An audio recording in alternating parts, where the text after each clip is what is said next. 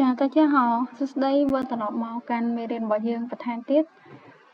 ថ្ងៃនេះគឺយើងមកសិក្សាបន្ថែមបន្តិចតទៅមួយស្រៈពិសេសមាន3តួចាអញ្ចឹងស្រៈពិសេសនេះគឺមានន័យថាគឺជាស្រៈមួយដែលនៅពេលដែលយើងរៀនអំពីការប្រកបណាបើសិនជាវានៅក្នុង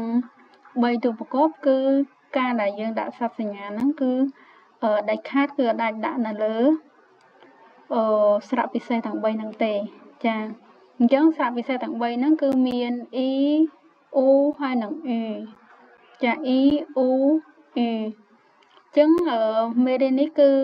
ទាំងអស់គ្នាអាចចំណាំពេលដែលយើងចូលទៅដល់មេរៀននៃការប្រកបគឺស្រៈពិសេសហ្នឹងគឺដូចនឹងខ្ញុំនឹងលើកមកនិយាយប្រាប់លេងចោលគ្នា